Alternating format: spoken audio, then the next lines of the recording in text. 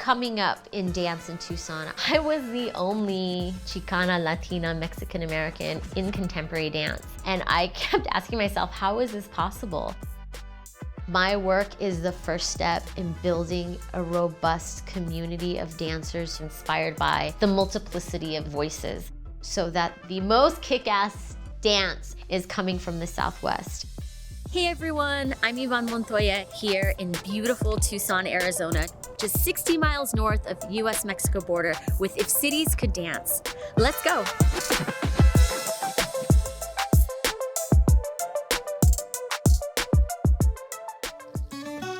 Tucson is mid-sized southwestern city with expansive blue skies and a deep history. There are original Tucsonenses here who the border crossed, and the indigenous communities, the Tohono O'odham and the Pasquayaqui. It's a unique place. I'm a child of the Southwest deserts. I like to center family in my work because that is an integral part of my culture. I am a Nuevo Mexicana, the descendant of the Mexicans who the border crossed in 1848.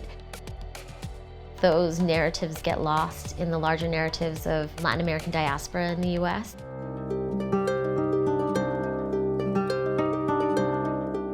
I began to express myself artistically through choreography, and the stories and the aesthetics I wanted to put on the stage was met with great resistance within the companies that existed at the time.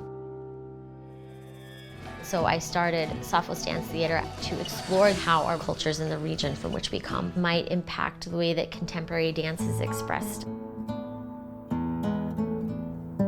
The first dance that I choreographed from Stories from Home was Braceros. My father was a migrant farm worker. From the ages of 11 to 14, he picked cantaloupe and watermelon in the fields with the Braceros program outside of Yuma, Arizona. During World War II, Braceros was a binational agreement to send over Mexican men to provide seasonal labor to the United States. Something interesting about my dad's experience with the Bracero program is he was from Santa Fe and a U.S. citizen. The program needed bilingual people to work as liaisons between the farmers and the Braceros. His dad worked for the program because my grandfather was bilingual. The job didn't pay well, and my dad's family was poor. So my dad and all his brothers went to pick in the fields with the Braceros. My father just recently passed, and I always wanted to do a dance based on his experiences.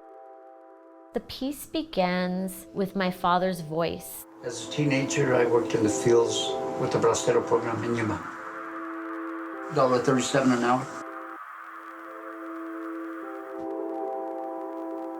Get up at 5 o'clock in the morning. By 7:30, daybreak, we're out in the field picking cantaloupe or watermelon.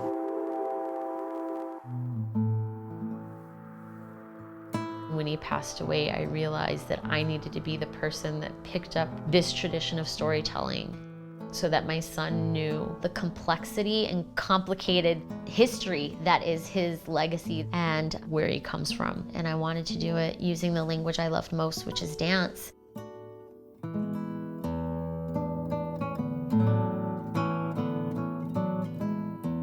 Our bodies hold memories. We have embodied knowledge.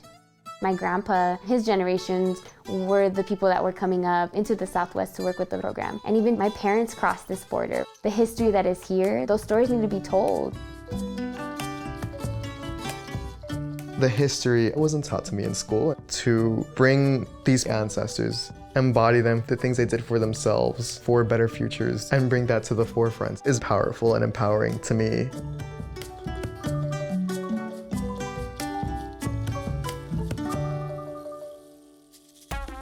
Being in a Borderlands community, I thought it was important to connect with colleagues in Mexico to create spaces for exchange, because as we are multicultural beings, I'm really interested in seeing where is dance traditionally practiced and not something that we're taught in dance schools. I never felt like I was a professional dancer because the stigma of what you do that comes from the people, from your heritage, is not professional. So what Yvonne is doing is try to break that invisible barrier that exists. Having the opportunity to be a part of the Safos Dance Theatre, cultivating this art here, reminds us we deserve to take up space. Dancers like myself, dancers of color, dancers of queer identities. Being on stage, challenging those white supremacist and Eurocentric ways of working and performing and dancing, I feel seen in a whole different level.